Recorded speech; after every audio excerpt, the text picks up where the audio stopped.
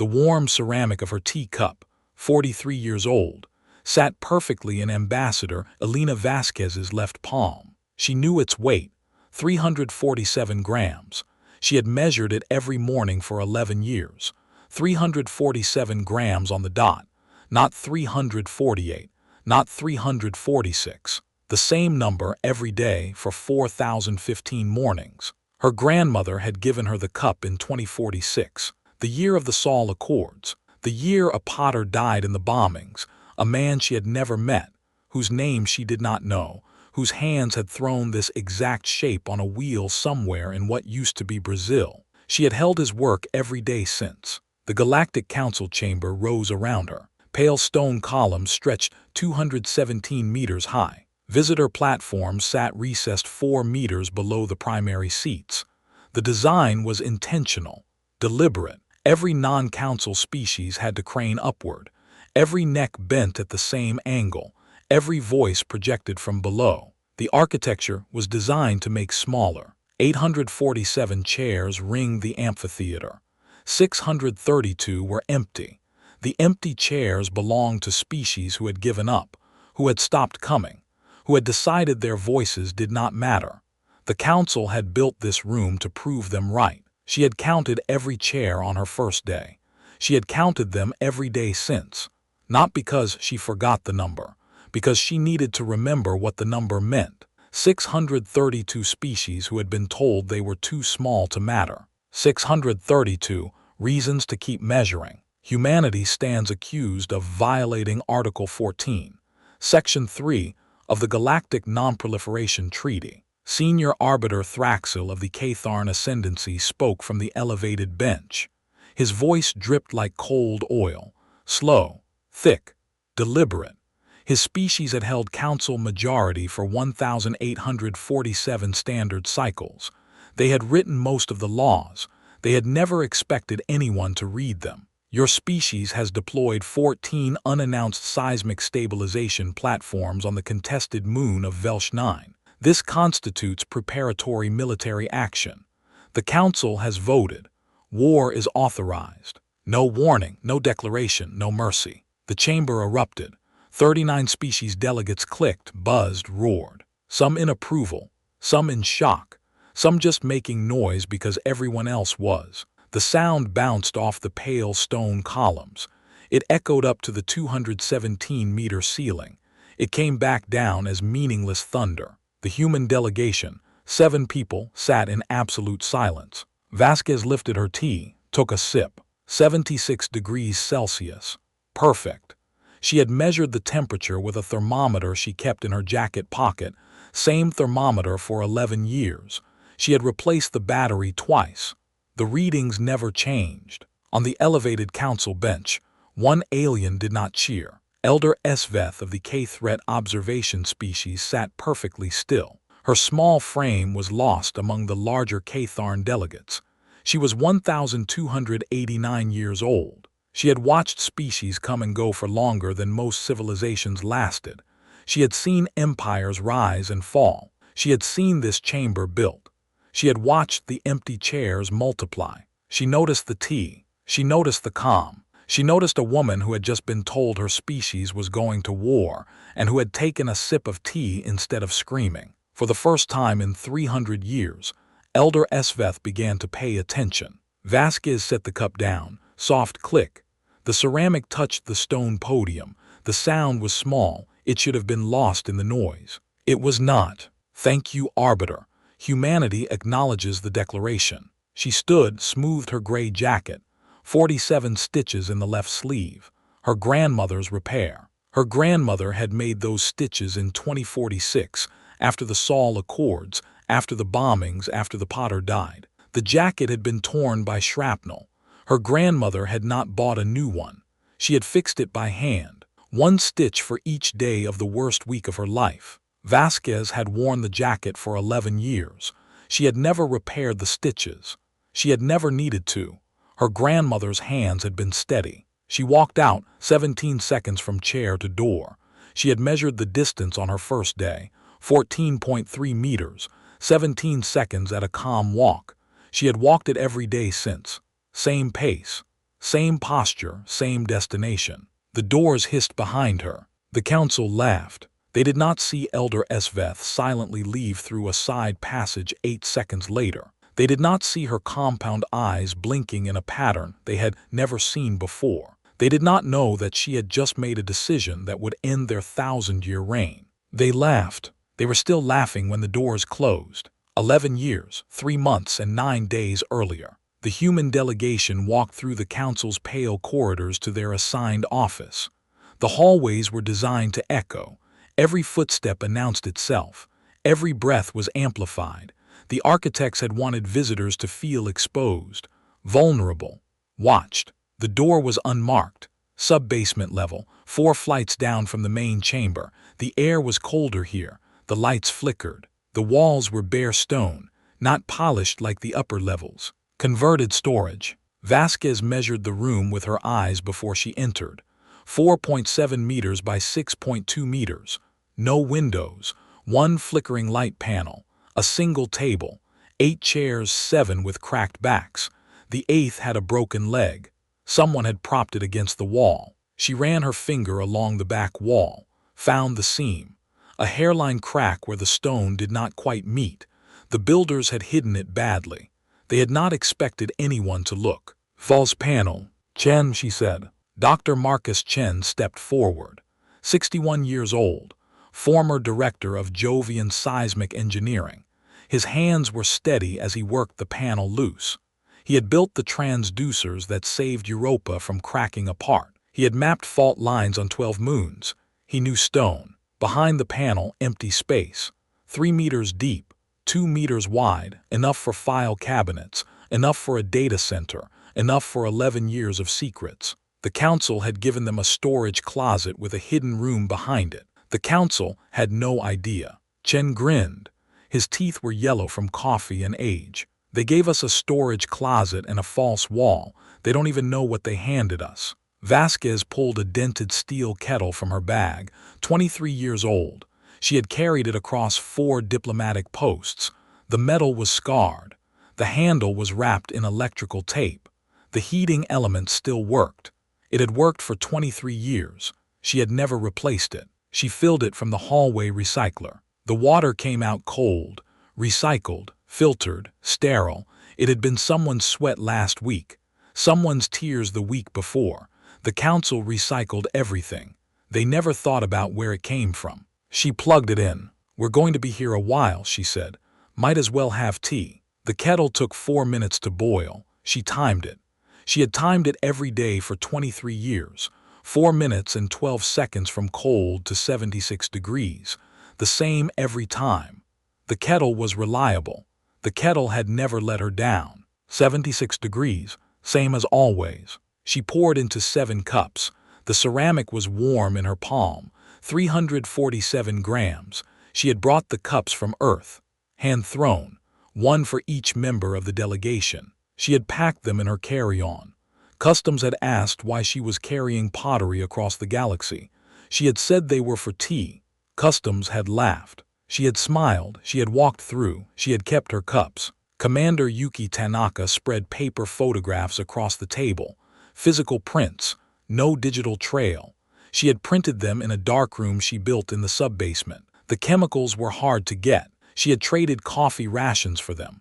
2 months of caffeine for a bottle of developer. Council has 2,341 warships, Tanaka said. She tapped the first photo. A fleet. Their supply chain requires 14 specific hydrogen-3 refueling stations. 3 of those stations are defended by mercenary species, not council military. She tapped 3 more photos. Ragged aliens, armed guards, forced labor. The mercenaries were not loyal, they were paid.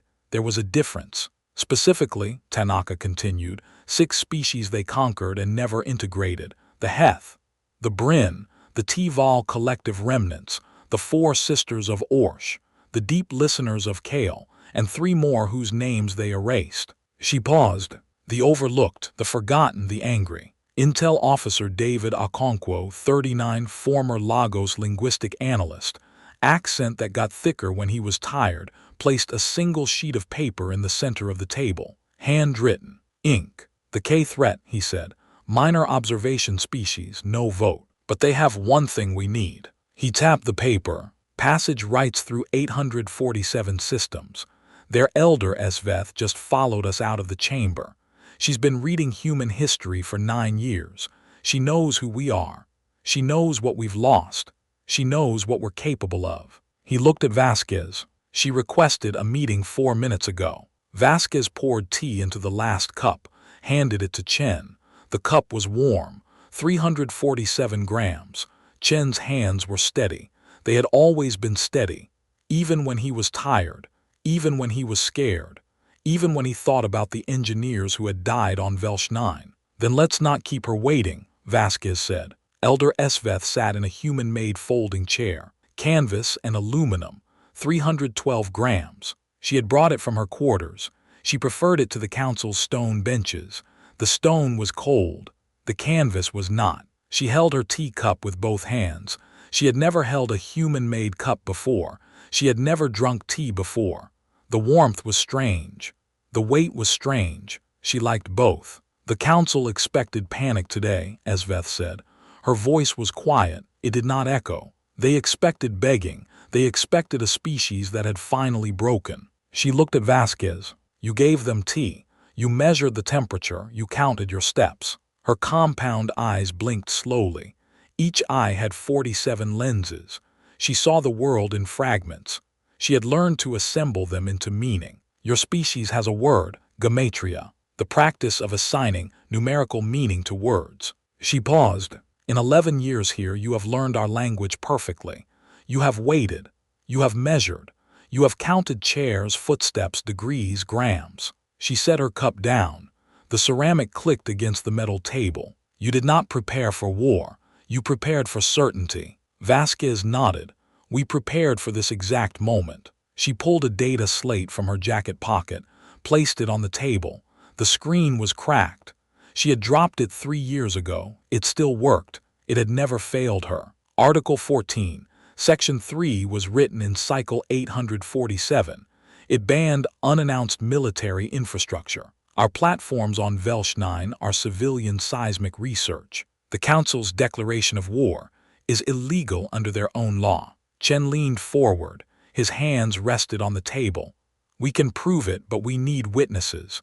The Council won't listen to us. They'll listen to their own. Sveth tilted her head. Her neck frills, smaller than a Catharn's, more delicate, more expressive, flickered once. A question. You need testimony from species with legal standing. We need 12 species, Vasquez said. Minor, marginalized, observation status species. Species the Council has humiliated, exploited, and ignored. Species who have been silent because they had no choice. She slid a list across the table. Handwritten, paper, ink. The same paper Okonkwo had used, the same ink. You have access to all of them. We have evidence of Council atrocities against each one. Vasquez paused. She looked directly into Sveth's compound eyes. 47 lenses, 47 fragments, 47 pieces of a whole. We have a question. The room was silent. The kettle hissed. The lights flickered. Are you tired of being made small? Sveth stared at the list for 37 seconds. The numbers at the bottom, 47 species names, 47 chances, 47 witnesses. Then she said quietly, Your poet Otter Lord wrote, Your silence will not protect you. She stood. The canvas chair creaked.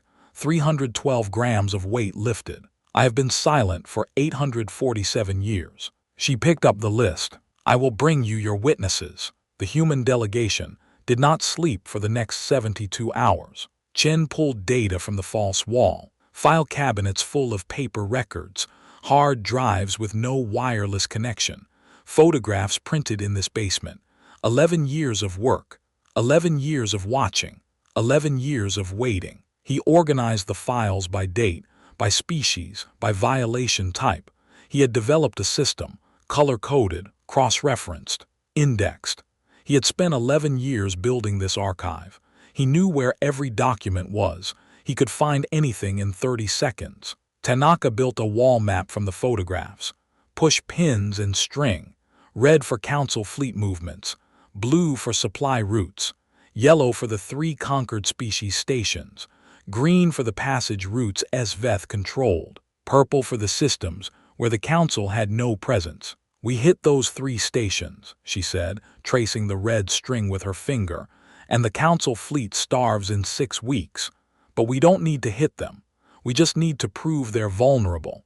We just need to show the Council that their supply chain is made of glass." Okonkwo worked the language, translations of Council legal documents, loopholes, contradictions, the Charter's oldest sections, the ones no one had read in centuries, the ones written by species who had since gone extinct, the ones the Catharn had assumed were dead letters. "They wrote the forfeiture clause in Cycle 3, he said, not looking up from his slate. "Section 12, Article 1. Any species that falsely declares war forfeits Council standing for 1,000 cycles." He smiled. His teeth were white. His accent was thick. "They forgot they wrote it. We didn't." Vasquez sat at the head of the table, her teacup cooled. She reheated it, 76 degrees. She timed it, 4 minutes and 12 seconds. She was not waiting anymore. She was building. 4 days later, SVETH returned. She brought 9 species. The Heth, whip-thin, pale, nervous. They had been conquered first. They had been enslaved longest. Their homeworld was a mining colony now. Their children worked the shafts. The Bryn, stocky, dark-eyed, silent. They had fought back. They had lost. Their warriors were scattered across a dozen prison camps. Their elders were dead. The Tival Collective, 3 individuals who spoke as one. Their species had been fragmented. Their government had been dissolved.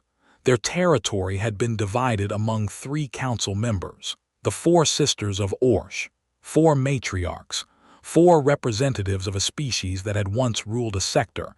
Now they ruled nothing. They had been reduced to observation status. They had been watching for 600 years. The deep listeners of Kale, blind, sensitive to vibration. They had heard the Council's secrets long before the humans recorded them. They had never spoken. They had never been asked. The silent carriers, a species that communicated through touch. They had been used as couriers. They had carried messages they were not allowed to read. They had read them anyway. The Dust Walkers, nomads, refugees, a species without a world. They had been wandering for 400 years. They had seen the Council's cruelty up close. The memory keepers of Ilth, archivists, historians. They had kept records of every Council crime. They had never been asked to produce them. No one had ever cared. And 2 more who refused names but offered evidence. Anonymous, afraid, brave enough to come but not brave enough to speak. SVETH did not push them. Their testimony was enough. SVETH led them into the basement office. One by one, she counted them as they entered, 7 feet of folding chairs, canvas creaking under unfamiliar weight. The room was too small. The air was too warm. No one complained. "They came because I asked," SVETH said. "They stayed because I showed them your evidence." She looked at Vasquez. Her compound eyes blinked slowly, 47 lenses. "Do not make me wrong about you." Vasquez poured tea for every delegate, 7 cups, then 3 more, then 4 more.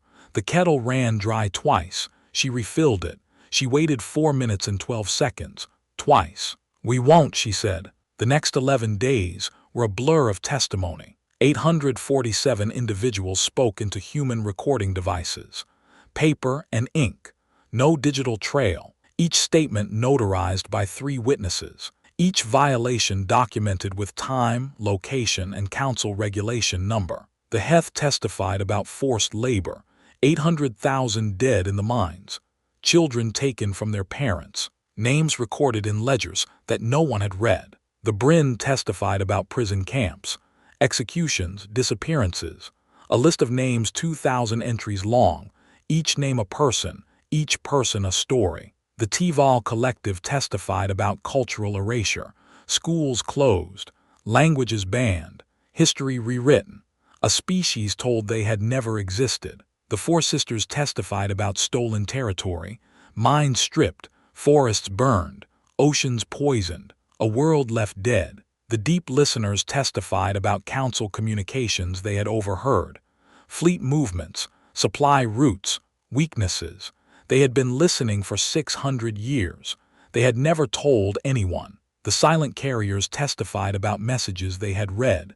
Orders to conquer, orders to enslave, orders to erase. They had carried every word. They had remembered every word. The dust walkers testified about refugee camps, overcrowded, underfed, forgotten, a species left to die because no one wanted them. The memory keepers testified about council crimes, dates, locations, names. They had records going back 3,000 years. They had been waiting for someone to ask. 1,203 documented council violations. 47 hours of classified fleet communications, recorded through Welsh 9's crust resonance, never noticed because the council never looked at the ground. They looked at the stars. They looked at each other. They never looked down. 14 engineering certifications from independent boards. 3 of those boards included council member species who had signed off on the platform's civilian status years ago. They had forgotten. The humans had not. Chen organized the evidence by date. Tanaka cross-referenced it with fleet movements. Okonkwo translated every document into the council's formal legal language. 3 languages, 4 dialects, 2 dead species scripts. Vasquez read everything, every page, every statement, every number. She did not sleep more than 4 hours any night. Her teacup was never empty. On the 12th day, Esveth pulled Vasquez aside. The old K-threat stood by the false wall, watching Chen work. Her compound eyes tracked his hands as he filed another folder. She had never seen a human work before. She had never seen anyone work this hard for no reward. "You are not angry," Esveth said. It was not a question. Vasquez leaned against the wall. The stone was cold. Her jacket was warm. The 47 stitches held. "No, your species was nearly wiped out. The council ignored you for 11 years. They just declared war on you illegally. And you are not angry." Vasquez looked at her teacup. 347 grams. The ceramic was warm. The tea was 76 degrees. "Anger makes mistakes," she said. "We couldn't afford mistakes, not when we were counting chairs." Esveth's neck frills flickered. "What do the chairs represent?" Vasquez was quiet for a long moment. The kettle hissed. Chen filed another folder. "Every species the council ignored," she said. "Every delegate who stopped showing up. Every vote that went uncast because the minor species knew their voices didn't matter." She looked up at Esveth. 632 empty chairs. 632 species who stopped trying. We counted them every day so we wouldn't forget they existed. She picked up her cup. "Because the council forgot. And that's why they're going to lose." On the 14th day, the council reconvened. Thraxil sat on the elevated bench, his neck frills already flushed with anticipation. He had slept well. He had eaten well. He had assured his allies that the human delegation would beg. He had promised them a show. He expected surrender. He expected tears. He expected a species that had finally broken. He expected wrong. Vasquez walked into the chamber. Same measured steps, same gray jacket. Same teacup in her left palm. The same 17 seconds from door to podium. She had counted them. She always counted them. But something was different. Esveth noticed it from the observation platform. Vasquez was not drinking. She set the cup down on the podium. Soft click. The sound carried across the chamber. 347 grams of ceramic meeting stone. A small sound. A final sound. She placed a single data slate beside it. 47 grams, 2.3 centimeters thick. The screen was cracked. She had dropped it 3 years ago. It still worked. "Arbiter," she said, "you declared war based on Article 14, Section 3. That section applies only to military infrastructure." She tapped the slate. The chamber's central display lit up, not with battle plans, not with fleet movements, not with the weapons the council had expected. Documents. 847 pages of engineering certifications, 1,203 witness statements, 47 hours of council communications showing they knew the platforms were civilian, date stamps, time stamps, signatures. "Our platforms are civilian," Vasquez said, "certified by 14 independent engineering boards, including 3 council member species." She looked up at Thraxil. Her eyes were calm, her voice was steady. As of this moment, 9 species are filing formal legal objections to your war declaration. The chamber went quiet, not the silence of shock, the silence of accounting. Every delegate was doing math. Every delegate was counting. Under Section 12, Article 1 of the Council Charter, Vasquez continued, a declaration of war requires unanimous council vote or 30 days for legal challenge. You have neither. She smiled. It was not a warm smile. It was not a cold smile. It was the smile of a woman who had measured tea every morning for 11 years. Your war is invalid. Thraxil's neck frills flushed deep red. His four-fingered hands gripped the bench. His compound eyes widened. His voice, when it came, was not cold oil anymore. You cannot. The vote was final. The vote was illegal, Vasquez said. She turned to the observation platform, to Sveth. Arbiter, do you know what humanity whispered when you declared war on us? The chamber was silent. 847 chairs. 632 had been empty. Not anymore. The minor species were standing. The observers were watching. The silent were finding their voices. Vasquez spoke, soft as a scalpel. We whispered finally. She turned back to Thraxil. Because we weren't waiting to fight. We were waiting for you to hang yourselves with your own laws. Elder Sveth stepped forward from the observation platform. 847 years of silence. Broken. She walked to the center of the chamber. Her small frame barely reached the first step of the council bench.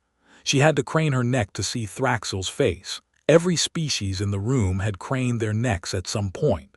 The architecture was designed to make smaller. Not anymore. Sveth raised one four-fingered hand.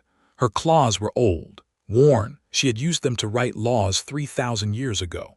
Laws the Catharn had forgotten. The Catharn ascendancy declared war based on false claims, Sveth said. Her voice was quiet. It carried further than Thraxil's had. It carried to the back rows. It carried to the observation platforms. It carried to the species who had been told they did not matter. Any species that falsely declares war shall forfeit council standing for 1,000 cycles. She lowered her hand. The Catharn ascendancy has forfeited, by their own law. Thraxil's neck frills went from red to white. His compound eyes widened. His hands left the bench. His claws scraped the stone. That clause was written in. No one has cited it in 847 years, Sveth finished.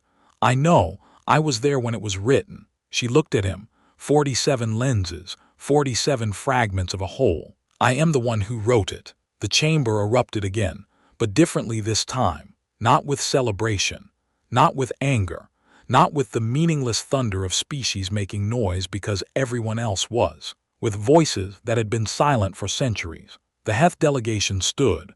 Their whip-thin bodies straightened, their pale faces lifted. They had been conquered first. They had been enslaved longest. They had never stood in this chamber before, not as equals. The war declaration is invalid, the Heth delegate said.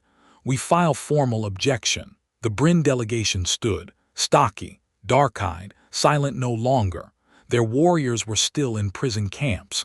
Their elders were still dead, but their voices were alive. The vote was illegal, the Bryn delegate said. We demand review. The Tival collective stood. 3 individuals who spoke as one. Their government had been dissolved. Their territory had been divided, but they had not been erased. The Catharn have violated the charter, the collective said. We demand forfeiture. One by one the 9 species rose. The 4 sisters of Orsh, the deep listeners of Kale, the silent carriers, the dust walkers, the memory keepers of Ilth, and the 2 who refused names but stood anyway. Thraxil looked around the chamber.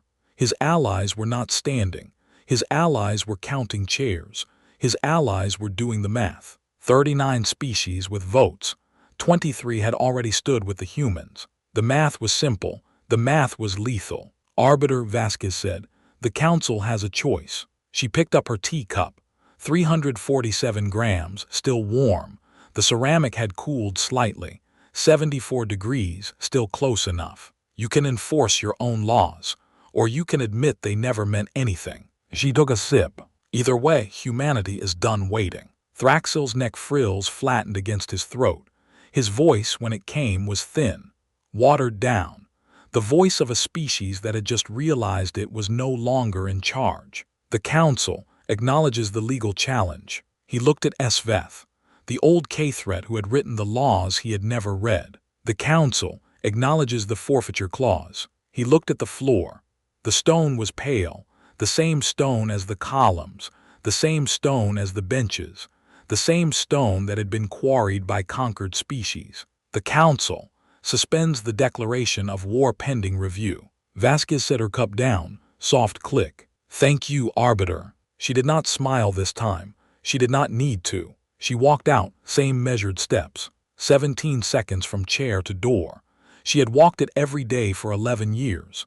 This was the last time. The doors hissed behind her. The chamber did not laugh this time. 3 weeks later, same sub-basement, same dented steel kettle. Vasquez stood at the head of the table. The false wall was open. File cabinets lined the hidden space. 11 years of work, 11 years of watching, 11 years of waiting. The files would be moved soon. The Council had offered them proper offices with windows, proper offices on upper floors. The delegation had declined. The basement was theirs. The basement had always been theirs. Chen sat in his usual chair. The wood was worn. He had sat in it for 11 years. His back hurt. His hands still worked. Tanaka stood by the map. The push pins were still in place. The string was still crossed. She had taken the map down 3 times. She had put it back up 3 times. She could not let go of it yet. Okonkwo had a stack of paper 3 inches thick. Translations, certifications, legal filings. He had not slept in 2 days. He did not look tired. Sveth sat in the canvas folding chair. 312 grams. She did not creak when she shifted anymore. She had worn the chair in. The canvas had softened. The aluminum had warmed. We have 47 species requesting alliance meetings, Okonkwo said. 21 have already filed their own legal challenges against the Katharn. Another 14 are preparing filings. Tanaka pulled a yellow pin from the map. The conquered species stations. The 3 stations have sent word. They're refusing to refuel Council ships. The crews are walking off. The guards are laying down weapons. No one has fired a shot. No one has needed to. Chen held up a data slate. The engineering boards are releasing public statements. 4 more have confirmed the platforms were civilian. The Katharn can't claim ignorance anymore. They have to admit they knew, or they have to admit they didn't check. Either way, they lose. Vasquez nodded. She did not look at any of them. She was looking at a piece of paper. A list. 847 names. We did not lose anyone in the war, Vasquez said, because there was no war. She picked up the paper. The ink had smeared. She had read it so many times. She had added names. She had crossed out none. But we lost people getting here. She began to read. Alina Marquez, intelligence officer, age 52, no relation. She paused. The kettle hissed. Died of cancer. She was the first person to translate the Katharn legal code. She finished it 3 days before she died. Okonkwo has been updating it ever since. Okonkwo did not look up from his stack of paper. His hands were steady. His eyes were wet. Marcus Webb, engineer, age 47, died in a transit accident on the way to Velsh 9. He designed the transducer array. Chen finished it. Chen's jaw tightened. He nodded once. His hands were not steady anymore. Priya Sharma, linguist, age 34, died in a pressure failure on Kepler station. She was the one who found the forfeiture clause. Okonkwo found it again in her notes after she died. Okonkwo's hand stopped moving. She had highlighted it, he said quietly. 4 years before we needed it, she knew. Vasquez read the next name. An engineer who had fallen down a shaft on Velsh 9. A pilot whose shuttle had lost pressure. A doctor who had worked herself to death. A guard who had been killed in a bar fight on a station where humans were not welcome. 847 names. 847 deaths across 11 years. Accidents, illness. 1 transport lost with all hands. 43 engineers never recovered. Their bodies were still drifting somewhere between the stars. Their names were on the list. She read each one. The kettle steamed 76 degrees. The room was silent except for her voice and the soft hiss of boiling water. It took 3 hours. When she finished, Vasquez set the paper down. Her throat was raw. Her hand ached from holding the pages. She had not cried. She had not stopped. She poured tea into 7 cups. The same 7 cups, same ceramic, same weight, 347 grams each. She had brought them from Earth. She would take them back. She handed the first cup to Esveth. "You stayed," Vasquez said. Esveth held the cup with both hands. The warmth seeped into her old claws. She had not known warmth like this before. She had not known humans before. "I wanted to hear their names," she said. "The Council has never read a list like that. They have never honored the dead of a species they tried to erase." She looked at Vasquez. 47 lenses. "Your species terrifies me, in the best way." Vasquez poured her own cup, lifted it. 347 grams. 76 degrees. She took a sip. "This morning it tasted like justice." "What happens now?" Esveth asked. Chen answered first. His voice was rough. "The Catharn are finished. They forfeited council standing. They have no legal authority. Their fleet is still intact, but without the conquered species stations refueling them, they have 6 weeks of fuel left. Maybe 7 if they ration." Tanaka nodded. She had done the math. The 3 stations have already refused service. The crews are walking off. The guards are laying down weapons. The Catharn can't force them. They have no legal standing anymore. They have no authority. They have nothing. Okonkwo held up the legal filing. His hands were steady again. 47 species have signed onto the class action. The Council is going to spend the next decade in court. They won't have time to declare war on anyone.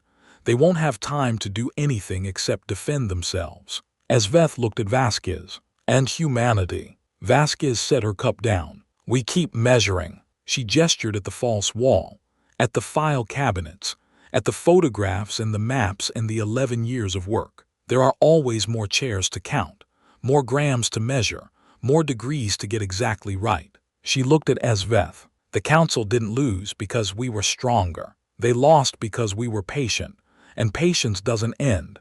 It just finds new targets." Esveth's compound eyes blinked slowly. "Then I will stay," she said. "I have been silent for 847 years.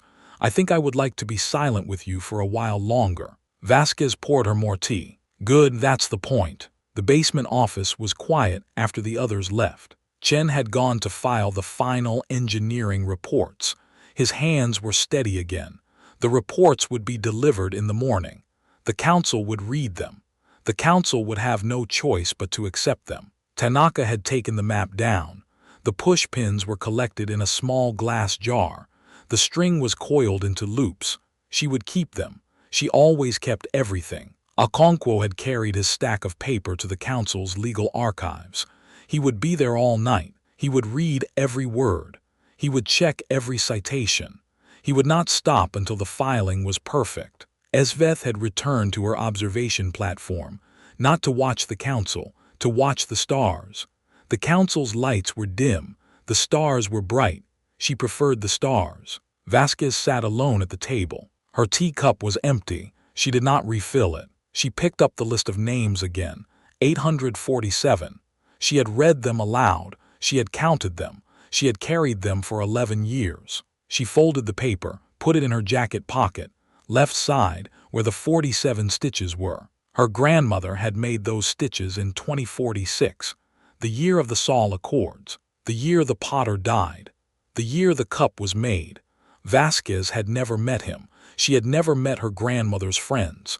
She had never met the people who died in the bombings. But she had held their work every morning for 11 years. 347 grams. She stood, smoothed her jacket, checked the stitches. All 47 still held. She measured her steps to the door, counted them. 17. She turned off the light. The kettle was still warm. The cup was still on the table. She left them both. She would measure again tomorrow. Outside the basement window, the Council's lights were going out one by one. Not all of them. The Catharn wing was dark. The observation platforms were empty. The corridors that had echoed with authority for 1,847 cycles were quiet. The guards had been reassigned. The clerks had been sent home. The arbiter's office was locked, but other lights were coming on. The Heth delegation had moved to a larger office. They had windows now. They had a view of the stars. They had never had a view before. The Bryn had opened their first public hearing room. The chairs were full. The species who had been silent were speaking. The Tival Collective had 3 new members waiting for accreditation. Their government was reforming. Their territory was being returned. The empty chairs were filling. 632 species who had stopped coming. 632 voices that had gone silent. 632 delegations that had given up. They were coming back, not because the council had changed. The council was the same. The Catharn were the same. The laws were the same, because humanity had shown them a different way. Not bombs, not fleets, not threats. T at 76 degrees, 347 grams, 17 measured steps. Patience. As Veth watched from her platform, the stars were bright. The council's lights were dim. She counted the chairs in the main chamber. 847, same as always. But fewer were empty now. She would count again tomorrow. Vasquez walked through the pale stone corridors. No one stopped her. No one challenged her. No one laughed. The guards nodded at her now. The clerks smiled. The delegates who had once looked away met her eyes. She reached her quarters, a room she had never slept in before the war that wasn't a war, a room with a window, a room on an upper floor. The council had offered it to her. She had accepted, not because she wanted it, because she wanted to see the stars. She looked out. The Catharn Ascendancy's flagship was still docked at the primary bay. Its weapons were cold. Its crew was confined to quarters pending investigation. Its arbiter had not been seen in 12 days. Thraxil had forfeited. By his own law, his own words had destroyed him. He had never read them. He had assumed they would never be used against him. He had been wrong. Vasquez touched the stitches on her sleeve. 47. Her grandmother had been a diplomat too, a different kind, a harder kind. She had negotiated the Saul Accords. She had ended a war by making both sides read their own treaties. You cannot win by being louder, her grandmother had told her. Win by being there longer, outlast them, outcount them, outmeasure them. Vasquez had done that for 11 years, for 847 chairs, for 347 grams. She had outweighted the galaxy. The next morning, Vasquez woke at 500 standard. She walked to the basement office. The kettle was cold. She filled it, plugged it in. She waited. 4 minutes and 12 seconds. She timed it. 76 degrees. She poured the tea into her cup. 347 grams. She lifted it. The ceramic was warm. She did not drink. She looked at the false wall, at the file cabinets, at the empty chairs around the table. The chairs would fill soon. Chen would arrive at 800. Tanaka at 8:15. Okonkwo at 8:30. Esveth would come at 900. She would sit in the canvas chair. She would hold her cup with both hands.